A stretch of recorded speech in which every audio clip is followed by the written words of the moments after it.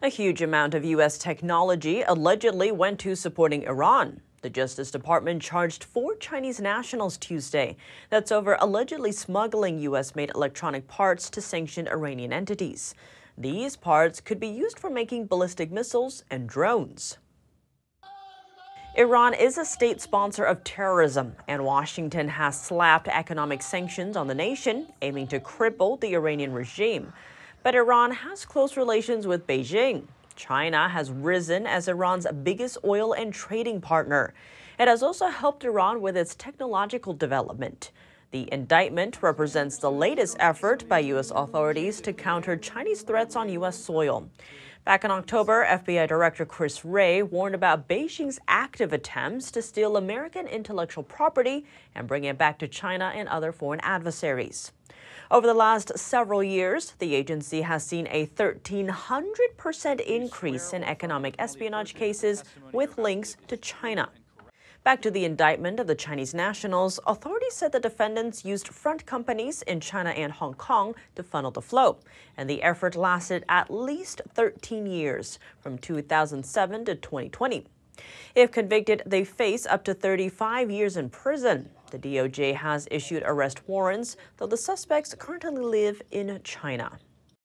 To discuss more about concerns of smuggling sensitive U.S. technology to Iran's military, we sat down with Andrew Thornbrook, national security correspondent for the Epoch Times. Andrew Thornbrook, thank you so much for joining us. Great to have you back on the show. Thanks so much for having me, Tiffany. It's a pleasure to be here.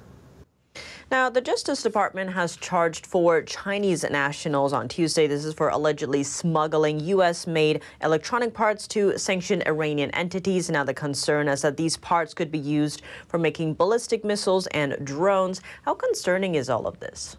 This is one instance in which we have numerous individuals who, over the course of more than a decade, essentially exploited loopholes in the U.S. Export regime to take sensitive technologies out of the U.S. into China, where they then forward them to Iran.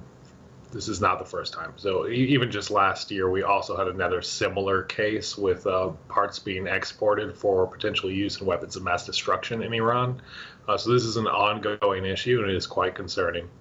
On that note, the indictment said that the defendants used front companies in China and Hong Kong to then funnel the flow, and that the effort lasted at least 13 years. So given that time frame, why did it take this long to discover it, and how does that bespeak of the differences between, say, the U.S. and China when it comes to handling cases like this?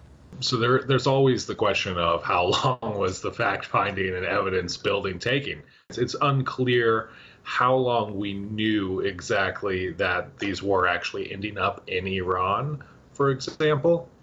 But yeah, it's quite concerning. There's other cases similar, like the one I just spoke of with the WMDs last year, that also went on for decades. That one goes back to the 90s. And so these have spanned multiple administrations in the United States. They've spanned multiple leaders in both Iran and China. So this is something that we have to really be focused on and trying to curb right now.